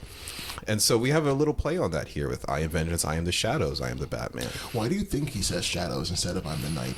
I think that kind of speaks to the character of this new Batman, because we see him with the dark mascara eyeshadow on. Oh, yeah. We know he has some, Kurt Cobain influence? Is that who it was? A lot of Kurt Cobain influence in terms of just how he looks at the world and how it's kind of bleak and really not happy-go-lucky, basically. Yeah, so it's one thing to say I'm the Knight, but when you say I am the shadows, I feel like I'm even more so dwelling in the darkness of things. So it's more of that one phrase, or that turn of the phrase is more to reflect where he's at, where this character's at mentally. Yeah. All right. So I think he's dealing with some serious demons in this film. I think we're going to see that. I'm the Knight, though. What's wrong with saying I'm the Knight? I don't know. Look, this Batman. We're dealing with a slightly emo Batman here. You have to remember that he's dealing with some deep, dark turmoil within himself. So when you say "I am the shadows," we know what you're getting at. Look, he's come a long way from being a sparkly vampire to Cedric Diggory to now this. Yeah, man. you know what? And that's another thing too. Robert Pattinson is of course known best for the Twilight series He's and being more the than sparkly Twilight, vampire. He's more than that. But after this movie comes out, I think people are going to put that to bed. Dude, it went away with after the first trailer. After you beat that guy up like 7 times, like, people stopped doing that. There are still some Robert Pattinson doubters out there, but once was it March 3rd when this film comes out? Yeah, that's going to change. That's going to change real quick. So what's the next one here? My favorite one, actually, well, second favorite one behind Alfred is Edward Nashton being a food delivery driver. Oh yeah, that's the next one on the list here. Whole, motivation for even doing this. That is really. How did that strike you? Go ahead. That struck me because we haven't had a Batman villain like on screen. Well, on screen like that. Besides like the first Joker in '89, that has that kind of like really, really visceral connection to Batman, well, just to Bruce Wayne. Like, Bruce Wayne is at the top of the rung in society. Edward Nashton is down below in society. Edward Nashton probably delivered food to one of Bruce Wayne's high rises, and like he probably didn't even know who Edward was. Didn't even treat him like a human being. Probably. And that'll make anyone jaded because Edward's seeing how. In the dumpster he's at, how people are living, and he can just look up and see at the place where he delivers food to how everyone's living. So that right there can just really are the machinations of someone who can just become a villain like the Riddler and send Batman on this. And you know what I really love about this? It gives me Joker vibes. Joaquin Phoenix's Joker. Oh, yeah. We have this guy. He's living a rough life. He's working a job that he hates, but he just has to. And there's so much frustration and resentment there, where you see how like the other half is living, the wealthy class of Gotham.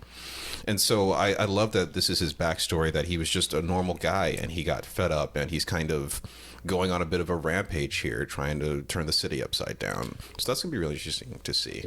Yeah, and I like how he took a lot of. This is not Jim Carrey's Riddler. He's very different. He's not wacky and zany. This is more like the Zodiac Killer. Right. We know that's the inspiration behind that. Methodical, he's maniacal. He wants the attention because he never got this attention. It's something that's so. It's something that we can all like feel and can all kind of relate to. Obviously, we never became like a supervillain, but like we can all relate to feeling this way. Especially, it's kind of even mirrors what's happening today in our society. Like people that don't have much look at those that do, and are like, and how little they help or care. And treating people like they're subhuman because they don't have a certain amount in their bank account. Yeah, and I think it's crazy that like if Edward just knew that Bruce was out there fighting every night to make sure like stuff is taken care of, maybe he wouldn't. It's crazy to think like if only Edward knew, but maybe Edward does know.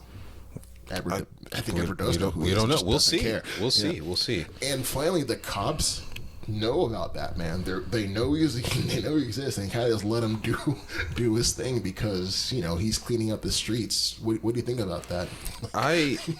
And that was one of the things that struck me when I saw I believe the first trailer, because Batman was just standing in the middle of the crime scene. All the cops were around him, and it was just chill. He was just accepted. He was there. He was part of the team. So that, I think, struck a lot of people like, oh, I didn't know that's the situation. But come on, would you say anything to a 6'4" dude in a bat suit walking in? Like, no, dude, you're not saying nothing. Because even in the Nolan films, wasn't his only ally was Jim Gordon, right? Yes, like the other cops, they weren't on his side. So for us to see like the whole police force knows, oh yeah, he's with us, he's cool. I think in this one, him and Jim are still buddy, maybe not like buddy, but they're still like respectful. But I think Jim is keeping the police at bay so they don't come after him. I think that's what the deal is. Like, hey, we respect you. I don't think Jim is like even commissioner yet. I think Jim is just like Jim Gordon is just like you know what? I don't know. I think there's another commission. I think there's another commissioner that's ahead of him now. He's not, because it's year 2. He's not Commissioner Gordon yet, so I think even he's having to deal with like superiors and just saying, hey, Batman, I'm doing you a favor, I'm trying to let you in and do all this stuff, but you got to stop being weird. Stop being weird. stop being emo, man. You can't keep going around like this, like I'm saying you're the shadows and stuff. I'm trying to help you, bro. Like, what you doing, bro? But I love that. I love that like the police have to begrudgingly work with this lunatic to help clean up the streets. So very different, very unexpected, because I don't know, something that I really like about the Nolan films is the fact that he had to just rely on Jim Gordon, and Jim Gordon had to rely on him. They kind of like had their own little loyalty, but their own little brotherhood going on, and that was really great to see their friendship unfold and how it went, and how Batman was like so dedicated to him, which is really expected. You know what? Speaking of Nolan, I have a hot take. I think Batman Begins is better than Dark Knight. Oh, what are you doing right now? Why would you say that? What am I doing right now? I'm saying my opinion because we're on a. Why would you say that? On Spotify, so we can do that. Spotify don't cancel. You know, people are going to hear this at some point. Who's going to hear this? Like one dude. Anyway. So look, okay, okay. Well, no, this is fair though. Talk to me. What is it exactly that you like more about Christopher Nolan's Batman Begins over the celebrated masterpiece among DC fans known as The Dark Knight? Oh well, I think it's rather simple. I think with Batman Begins, it just achieved. It had more to achieve and actually achieved it. Batman Begins, it came out in 2005. It had to reestablish this new Batman post Schumacher, post all the neon lights and it had a big hill to climb. Stuff. It did. They had to build out this new world of Gotham, make it feel real and lived in, and they made us really care about the evolution of this new Bruce Wayne from a boy to a man. At the top, at the end of Batman Begins, he is that city's Dark Knight. So I think unlike unlike the Dark Knight kind of just took that baton and ran with it. I think the whole what's the word? I can't talk. It's okay. Take a second. It'll come to you. Basis or the whole I can't talk. But anyway, I think when it comes to Dark Knight though, it didn't have to do all that. All the groundwork was laid in Batman Begins for the Dark Knight to come through. That's it's fair. a masterpiece. It's a masterpiece. I think Dark Knight. It's that, but it had its own pressures being a sequel with an iconic villain. But again, the groundwork was built up. I think overall, as a movie, and it's like 1A or 1B. I think Begins is a better overall movie and theatrical experience. Tell me this, that very last minute, because this is before shared universes, when Jim Gordon started telling Batman at the end, you know, I have this guy here. He tells her this rap sheet, has a taste for theatrics, pulls out the card. Pulls out the Joker card. It's one of the greatest, fantastic. It's so iconic. Yeah. This is before Iron Man when we had Nick Fury come out. This was like this predated it. I think stuff like that. Not to say that's what made it, but like altogether, it even had time to do that to like world build some more. I think it just overall for what it was trying to do did a better job. Because though not fair, look, I acknowledge that it had a bigger hill to climb. It had a lot to establish. It established this new world for Batman that was far more grounded than the stuff that we'd seen previously, and I acknowledge it for that. But is it a better film though? Like, I mean, looking at the plot, looking at the characters, looking at the pacing of the narrative, is it a better film than The Dark Knight? Even though we acknowledge that it had a lot to accomplish and it accomplished it well. Yeah, the reason why I say yeah is because it kind of the Batman Begins even did more with the little it had. People didn't really have faith in this. No one really gave it a chance, and like it kind of did it with even like it had villains we hadn't really like seen before. Ra's al Ghul and the Scarecrow. I get that. Yeah. Like I understand what it achieved, and you know the odds it was facing, but is it better? Is it a better viewing experience though than The Dark Knight? Yeah, I think it's a slightly better viewing experience because of like just again what was accomplished, what they're able to put on the screen, and and also what I loved most was the relationship between Bruce and Rachel. That whole like dynamic of, you know, what does it mean to be a hero? What does it mean to be selfless? What does it mean to give all you can to your city? And just their dynamic of having him learn that through Rachel, and then, you know, having it progress in the second one where, you know, that kind of took the back burner because, you know, Heath Ledger was like all in there. But again, I think stuff like that where in Begins it kind of it was able to solidify and really put into action like this version of Bruce Wayne. So when we get to the second one, he's almost like a passenger in his own movie. We don't really mind because we got him. Joker's amazing in that movie. Yeah, but no one minded because we knew who Bruce Wayne was because of the groundwork put in Begins. And for me, that just made a better viewing experience slightly than The Dark Knight. Well, you know what? This is why we say all movies are subjective. Oh, yeah. A lot of people like to say The Dark Knight is not only the best Batman film ever made, but the best DC film ever made. Someone put it above MCU films, say it's right? One of the greatest. I'd say Dark Knight is one of the greatest comic movies ever made. It's right? Yeah, no, and I think that's fair to say across the board. But yeah, some people like you prefer Batman Begins or a different Batman film, and that's okay. Yeah. That is really okay. Yeah. So, ladies and gentlemen, I believe at this point it is time to hop into our next segment, which we like to call Speculation Nation. Speculation Nation. So, first up for us, we have some interesting statements from Dwayne "The Rock" Johnson. Yeah, so like The Rock revealed that he's working on a new video game movie. Yes, he did. So during an interview with Men's Journal, Dwayne Johnson said, I can't tell you which game in particular we're doing, but there'll be an announcement this year, he said.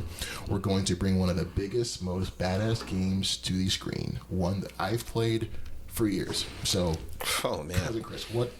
There's there's speculation is going wild on the internet nation right now because it could literally be anything. Yeah. Obviously, we've seen Dwayne Johnson in his first video game movie was Doom, which met mixed reviews to say the least.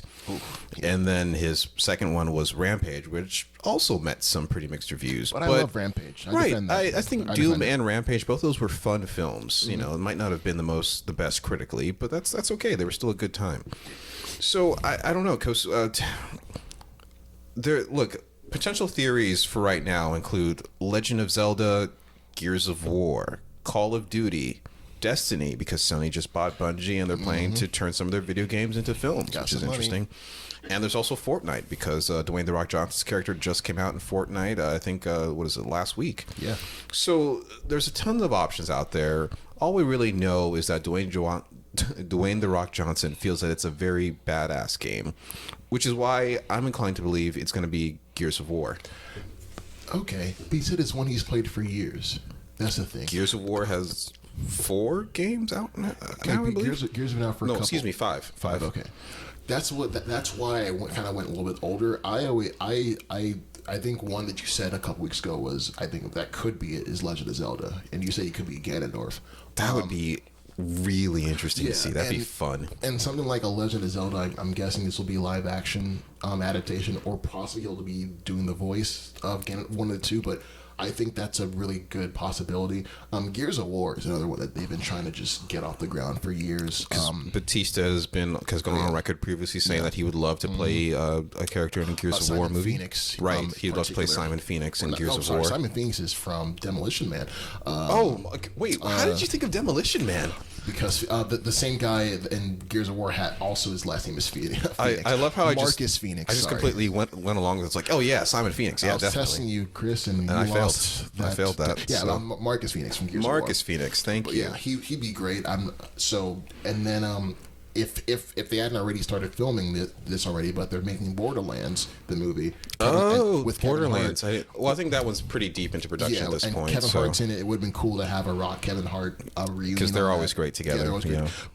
But Call of Duty is one that, again, they've tried to get off the ground, have a franchise. Call of Duty could be something. I don't know if that plays to The Rock's strengths, because that sounds like a bit more of a grounded military film. They've gone to space now in these new ones. They're doing they have laser beams. They have gotten lasers. out there. But it's like traditionally when you think of Call of Duty, you're thinking World War II. Yeah, those are their strongest entries in the franchise. But it could be anything.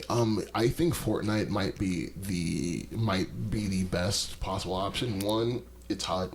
Fortnite is huge, yeah. It's everywhere, and two, it has a laundry list of characters that he could play. And it's all about like creating a skin, creating a character, and like playing. So, Fortnite is an interesting one because I don't think there's any real lore there, right? It's just shooting around and you get to build things as you go. See, I don't play Fortnite enough to know. Yeah, but it's kind of like it's just like a typical battle royale. Like you're killing people, you're building things as you go. Is there a story for Fortnite? I don't think there's not actual like plot to Fortnite, which leaves you with a lot of room to create one. Okay, so that could be an interesting thing too. But as for Legend of Zelda, that's the one I'm rooting for in my heart, because that could be cool. Like the new Lord of the Rings kind of Game of Thrones thing. You could do a lot with that, especially seeing The Rock as a villain in there, as Ganondorf himself. That'd be really cool. My guess is it might be something that's just we're not even seeing coming. Like it could be Tetris. Oh, dude, come on! It could be Joust.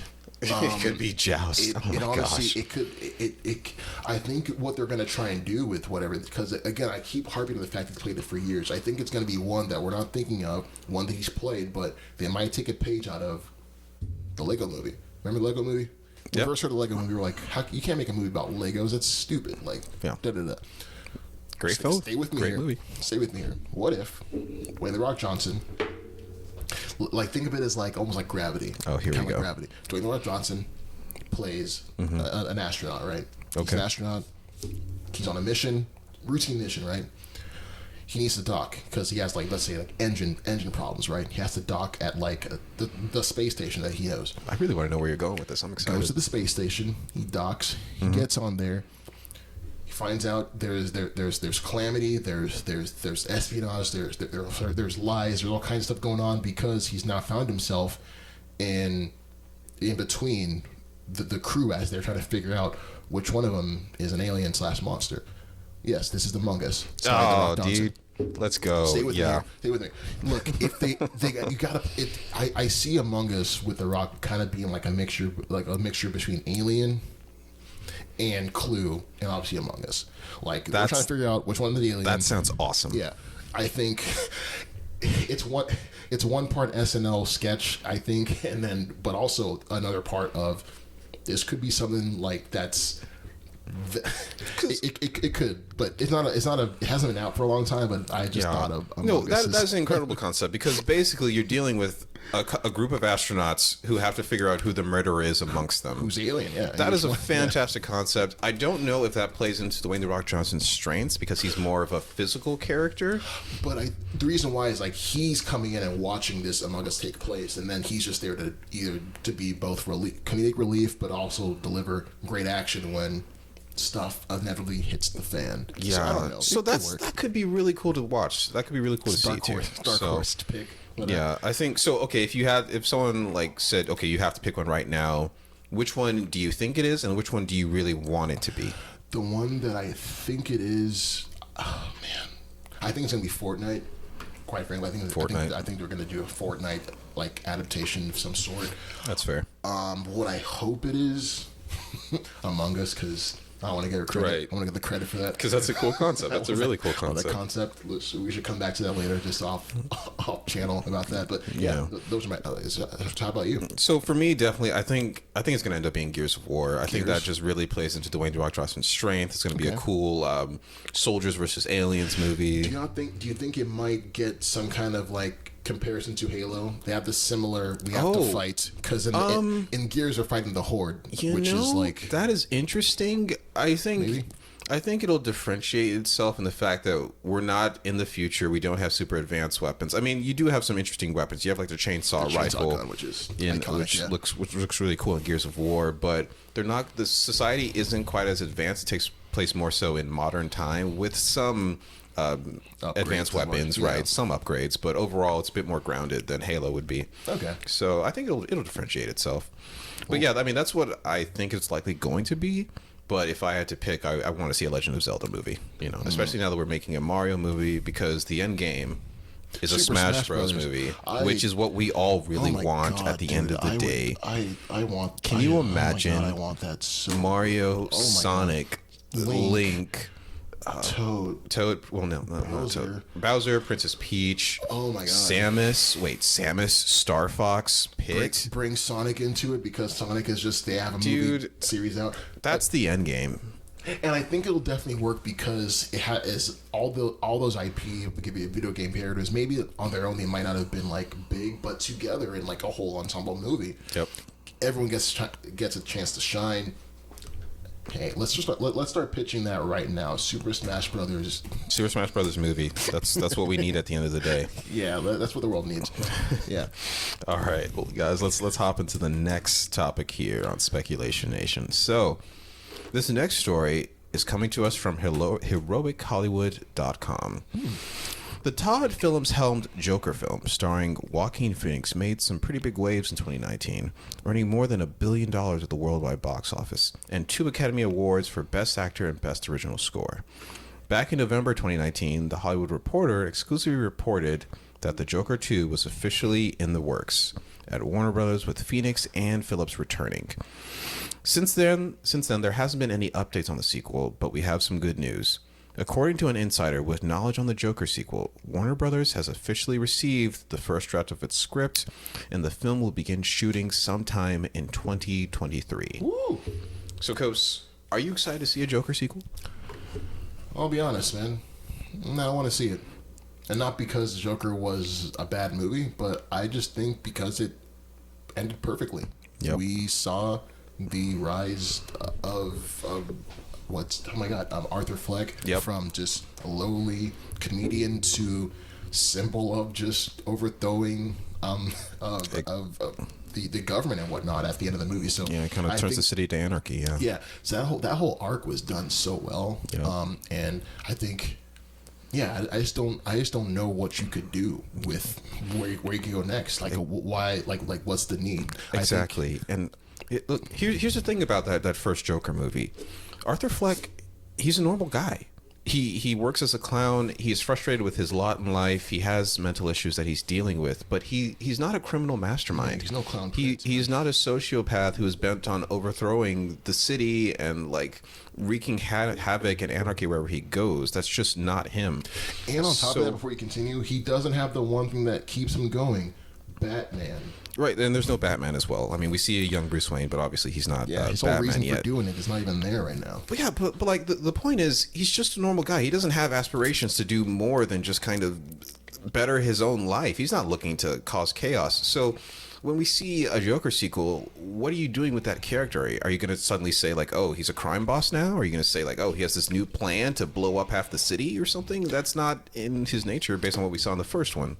So where do you go with it? I think this is just my hope. I think this is more going to be look into kind of how the first one did. It's going to be a look into an aspect of the Joker's psyche, and just an aspect of Joker. And that first one was dealing with his mental health. Maybe the second one is dealing with how he relates and goes out in the world to possibly better himself, and then just finds himself just slouching back into those same habits because now he has what he didn't have before. People that actually cared about him and knows and that know his name and know what he's about.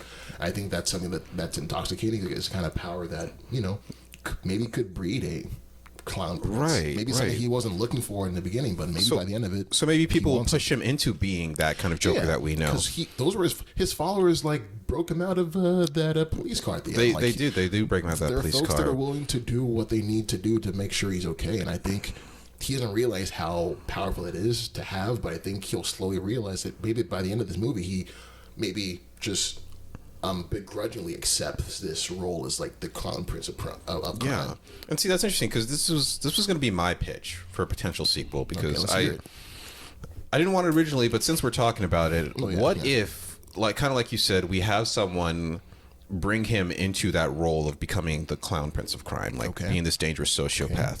And what if that person was his new therapist? Because at the end we see him kill his therapist. So what if we kind of have a reversal of roles here, and Dr. Harleen Quinzel comes in, right?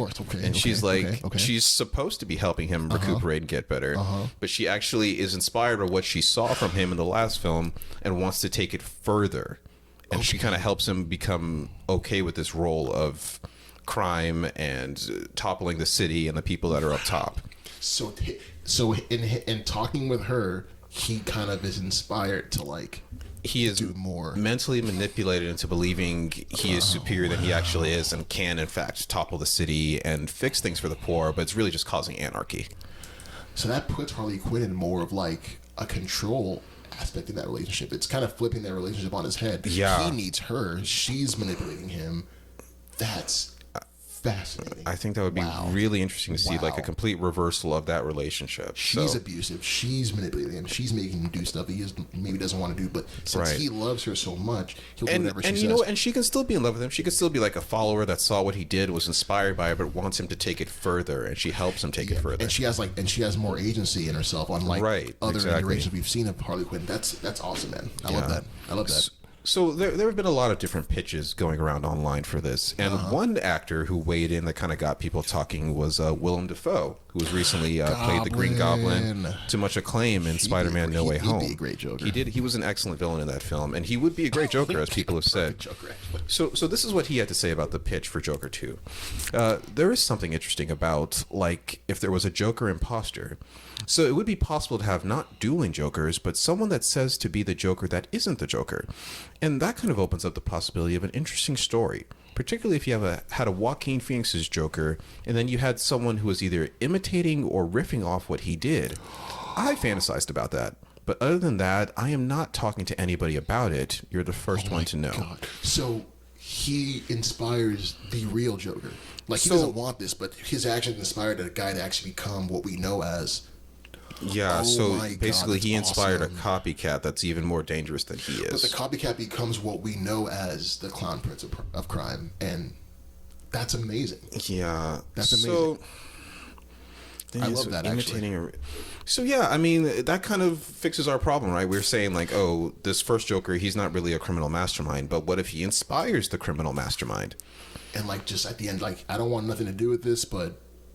And he just kind of just walks away from it, but then we have to get a new guy to play. Right, and I don't know if that kind of sidelines our first Joker then, because unless we see him become a protege to the person that he inspired, I don't know. That's like the only way to do it. Because, like, let's say that this new Joker, this new eviler Joker, goes in, breaks him out of prison, takes him along on this crime spree of his, and tells him, hey, I have this huge plan to, like, blow up half the city or something. Mm-hmm.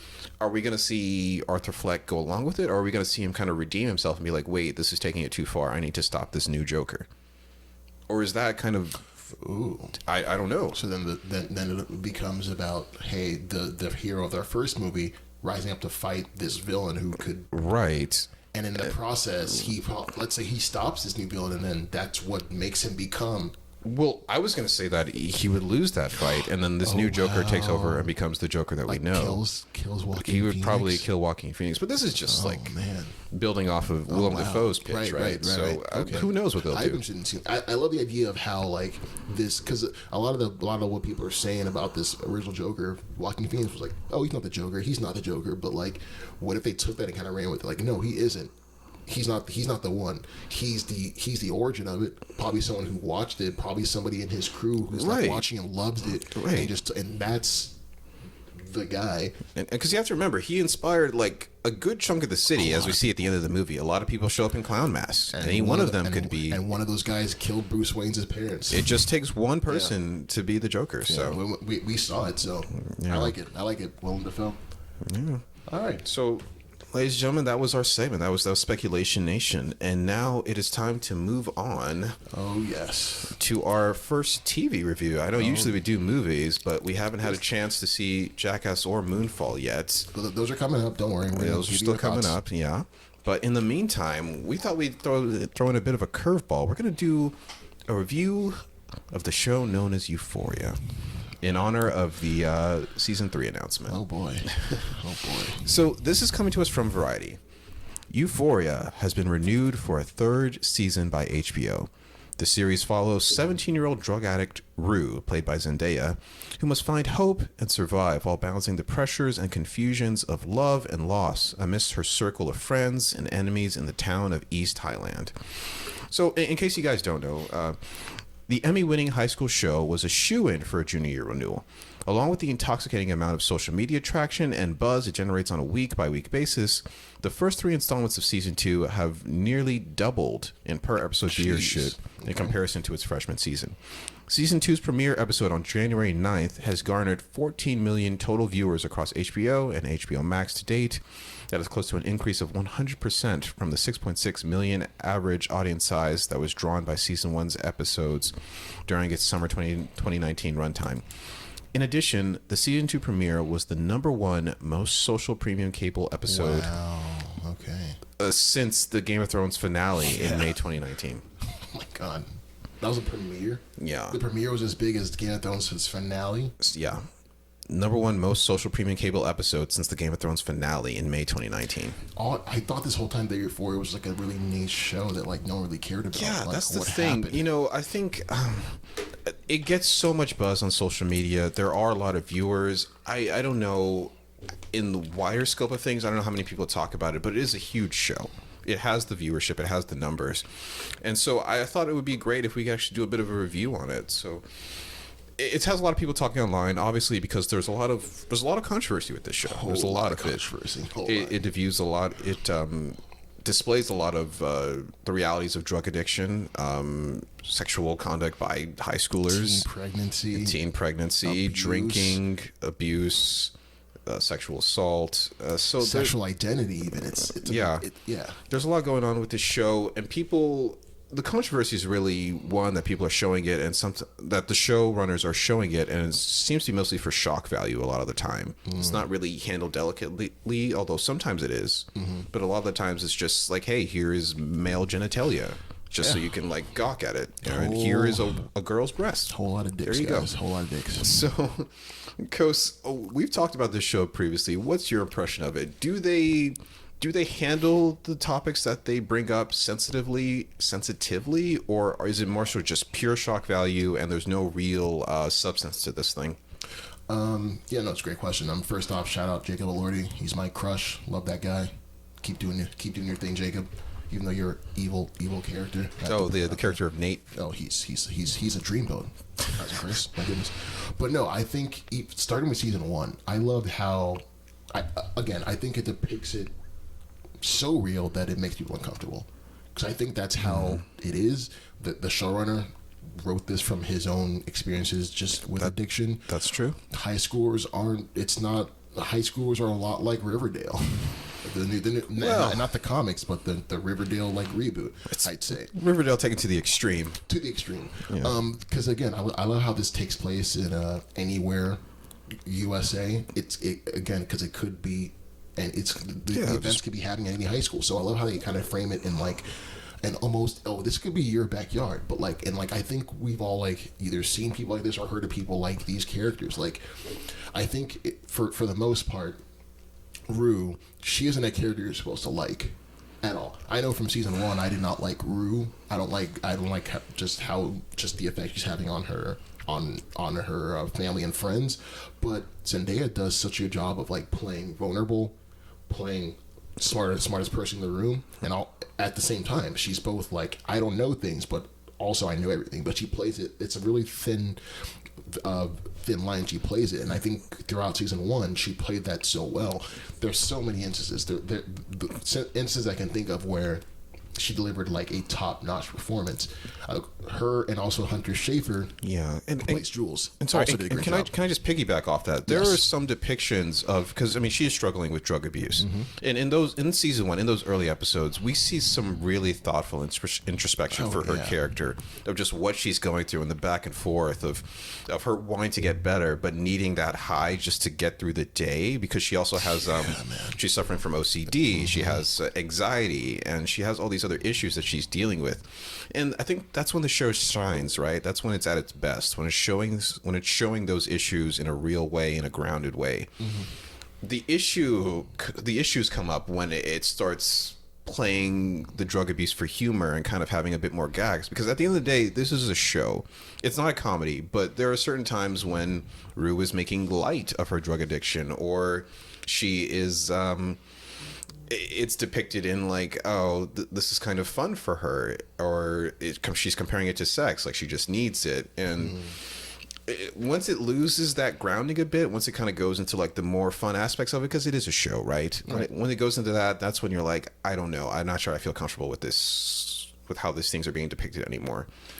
No, I agree, but I think again that those were just choices made by the showrunner, and I really do. Sam Levinson, the showrunner, I just because I've been just so blown away by just the production, the acting, the performances are so great. The acting is great. Yeah, I can almost like accept what is happening, because this is not real. It's supposed to be anywhere USA, so that's why I'm able to kind of accept like what's happening. So to me, like they were played up for laughs. For me, they're played up for laughs because Rue sees this as not serious. I think that's why. I think that's why their scenes were played for like, this isn't so serious, because Rue doesn't think it's serious. Right. But sometimes she's like, we're having a gag because she's trying to like she's trying to use some drugs and hide it from her family, and like it kind of plays out in a humorous way, or she's trying to like bring us in like, hey, come look at this, let's sneak around this together, you know. Yeah, like stuff like that. And sometimes it takes away from it, but I understand where you're coming from too, you know? Yeah. Like, and from like, I think it's easy to harp on like the controversy, but I think people are missing out the fact that like the folks in here every episode are turning in just fantastic performances. Like everyone's electric from Maddie, played by Alexa Demier, electric, from even Kat Hernandez. Kat's whole her whole arc from being kind of like bookish to like now she has OnlyFans account. oh yeah, there's a lot to talk about. Yeah, there. from Maddie learning just more about like how her upbringing is making her the way she is, and how it's like kind of forcing why she's so into Nate. It's all those things that they did in season 1 going to season 2, like that like has people like me just so enthralled. But at the same time, I'm privy to the fact that like this is kind of controversial because high school kids unfortunately watch it, even though I don't think they do. I don't think like young people should be watching this show. No, they definitely shouldn't be watching this show. But they do. You can't stop them. So yeah, because I mean, it's depicting people that are supposed to be in their age group, right? And it's like trying to depict the realities of it. Even though a lot of people say Euphoria is so out there with its depictions of drug abuse and sex that it's too removed from reality, you know. But then you have kids on TikTok saying like, "Oh no, I live in an impoverished community. That is how it is." This is what it's like. Obviously, we're not wearing designer clothes, but beyond that, what the show shows is actually what's happening. So I think the people that are criticizing, I think they're coming from a place of, I get it, it's shocking, but to someone out there, this is just how my life is. So I think the people that are pushing back on the pushback are saying, well, you're kind of just not even trying to understand where I'm coming from. This is my life. I like this. This is what it's about. I'm glad someone's finally telling this story. So I can see the other side of the pushback. But here's my thing though, because let's talk about a character like Kat. Like if you don't know the show, Kat is a larger girl. She goes through a transition where she's tired of feeling embarrassed about her weight. She wants to kind of spread her wings, so to speak. She wants to feel wanted and needed. And exactly. She starts dressing more provocatively, and she becomes a cam girl. Yeah, starts getting attention from. She starts getting attention from strange men online after her sex tape is leaked, essentially, and so she starts dressing like a dominatrix around town. She starts filming herself doing things, and she becomes she has what they call cash pigs, which is basically men that will pay her to financially dominate them. Like she'll force them to pay her money, and that's their kink. And that's their kink. That's what they like. So a lot of women, if you read the comments online, they loved her storyline because it felt empowering to them, so to speak, to see this large character kind of embrace her sexuality. But at the same time, she's becoming an online prostitute, essentially. I mean, she's selling herself. You know what? It just hit me too. We don't understand because we're guys. I think to a woman watching that, because probably throughout like a woman's life, she's probably had stuff forced on her, things either ideas or just like people forcing themselves upon her in different ways. For the first time, they're seeing a woman who's not, embarrassed or ashamed, and also who's not traditionally like considered like the hot girl. Take it all back and like redefine what all that stuff is. I think that's where the Yas Queen stuff comes from, and in that regard, I don't mind because also I'm not a woman, so that's why I think that's why we have the opinions we have about this. Right? No, and that's totally fair. Like a lot of people online, they refer to her as like a girl boss, or they're rooting for her and stuff because there are very few depictions, very few positive depictions of larger women online. I mean, on TV shows and things like that in our media. But she's still mean. You can still call her out. Not even mean. I think the real issue here is what is encompassed in this empowerment that she's going through. Like and what's I put it that saying? in quotes because, like, look, she's going around being promiscuous. She's having sex with random men that she just sees. Like she met one at a carnival, decided to just hook up with him right there on the spot. And there's no discussion about safe sex or condoms or anything in this show. People are just engaging in whatever they want, and there doesn't seem to be too many consequences in terms of that. Although even we do see one, the character of what's her name, Cassie? Yes, Cassie. Praised by Sydney Sweeney. Sydney Sweeney. She engages in in sex with her boyfriend throughout the season. She does end up pregnant. She does end up terminating the pregnancy. and then we just kind of move on. I don't think in season 2 that's even come up once. And I don't think it needs to. I think they kind of addressed it. To be honest, if you ask me, they kind of addressed that whole thing. I think it does because we're kind of writing off the issues a bit with this show. Like, we're mostly showing the positive side of things. Like, oh yeah, it's great to have unprotected sex with people, and then like let's not show the consequences. And even when one consequence does show up, we'll kind of just wash it away in season 2. Don't worry about it. It's over. Like when a woman has an abortion, that doesn't just wash away after a few weeks. That's something that they deal with for the rest of their lives, from what I've seen. So. The way the show handles some of these topics, sometimes it's done well, other times not so well, and that's when it can be harmful, I think to younger viewers that should be watching it in the first place. True, but I think another to segue off that, what they actually handled well in this whole series has been Jules. Jules is my favorite character in this entire series so far. Right. Oh, and by the way, what is it? Hunter Schafer. Played by Hunter Schafer. She is a girl going through a transition from being, she was born a male. She is transitioning into being a girl. Yeah. And so we see her kind of struggling with that. We see her struggling with her sexuality. Is she attracted to men or is she attracted to women? Yeah. And she develops this relationship with Rue. She, to me, is the beating heart of the show. She's the heart of Euphoria. I don't think the heart of Euphoria is not Rue. I think the heart of Euphoria is Jules, because I think it's about Jules. Because it's more so showing how people that abuse substances can hurt their closest friends.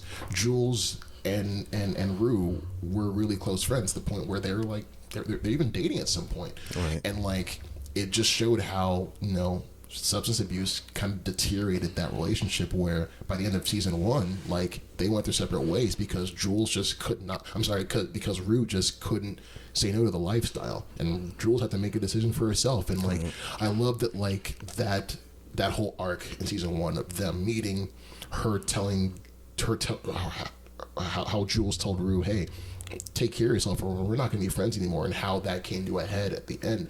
I love that. So going into season 2, when they reunite and more conflict comes through as they try to make the relationship work, it just goes to show again just how great the writing is for Jules in particular, because we're able to see how messed up Rue is, and it's through the lens of someone that we really, really like empathize with. I empathize with Jules a lot. Jules had a really tough upbringing. The show has done a really good job of like showing where Jules came from, why Jules believes what she believes, and just how complete of a character Jules is. How complete of a character Jules is. Yeah, I think that her whole character is actually handled really well. I mean, and if you just so happen to be watching the show and you're up to date, as of this week, we're going to see the fallout of that, because we're going to talk about. Well, let's not talk about spoilers, but basically, Rue's drug addiction has come up again.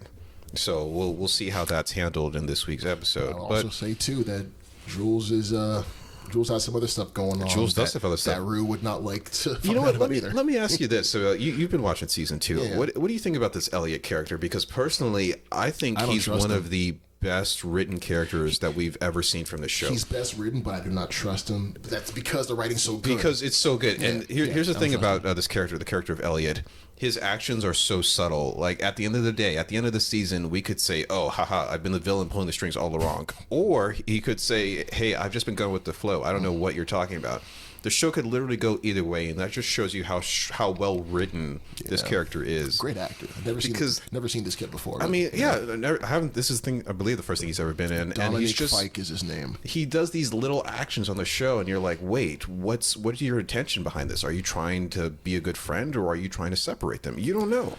You really don't know. We do not know. And I think the reason why he was brought in was just kind of to show just, kind of put him kind of an analog for like Rue and Jules, to show them like, hey, here's how your relationship is looking to like an outside person. Yeah.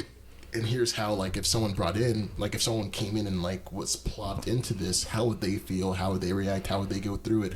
I just love just what he's done. But yeah, I'm just so wary of him. Exactly. I want to know, am I just a guy that's going with the flow, or am I the mastermind pulling all the strings? We don't know. We'd have to find out. And I just love that. Just from a storytelling point of view, just from plotting, I really like what they did with him.